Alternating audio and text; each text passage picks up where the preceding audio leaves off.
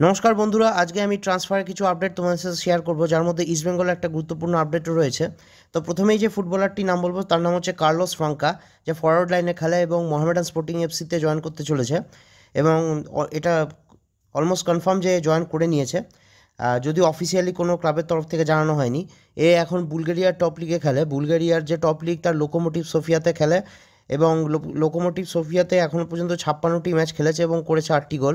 এছাড়াও এ ব্রাজিলের সিরিয়ে এবং সিরিবি দুটোই জায়গাতেই খেলেছে। সিরিয়েতে এর 4টে অ্যাপিয়ারেন্স রয়েছে এবং সিরিবিতে 50টির উপর অ্যাপিয়ারেন্স রয়েছে। সিরিয়ে মানে হচ্ছে ব্রাজিলের টপ লিগ।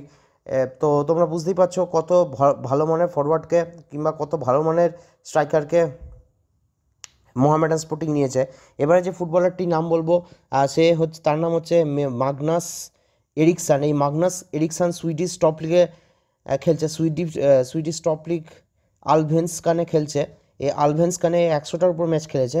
এছাড়াও এই মেজর লিগ সকার, যেটা ইউএসের টপ লিগ, এবং ড্যানিশ সুপার লিগা, যেটা ডেনমার্কের টপ লিগ, সেখানেও ম্যাচ খেলার অভিজ্ঞতা রয়েছে।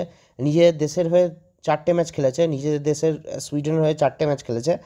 তো এও কিন্তু অলমোস্ট কনফার্ম যে কেরালা ব্লাস্টার্সে জয়েন করছে।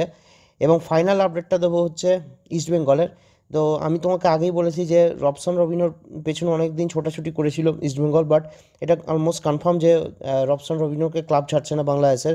তো তার মধ্যে যেটা শোনা যাচ্ছে, দিমিত্রি ডায়মন্ডটকিস, যে এখন কেরালা ব্লাস্টার্সে খেলছে, সে কিন্তু ইস্টবেঙ্গলে জয়েন করতে চলেছে। এবং এ লাস্ট ইয়ারে যে আইএসএল হয়েছিল সেখানে এ গোল্ডেন বুট জিতেছিল। এখনও পর্যন্ত কেরালার হয়ে 74টি ম্যাচ খেলে করেছে 46 গোল। এ কিন্তু মোটামুটি কনফার্ম যে ইস্টবেঙ্গলে এই বছর জয়েন করছে। তো এই ছিল আজকে ট্রান্সফার আপডেট। আমার ভিডিওটা কেমন লাগলো অবশ্যই কমেন্ট সেকশানে কমেন্ট করে জানিও। ভিডিওটা শোনার জন্য ধন্যবাদ। তোমাদের একটা শুভ হোক, শুভরাত্রির।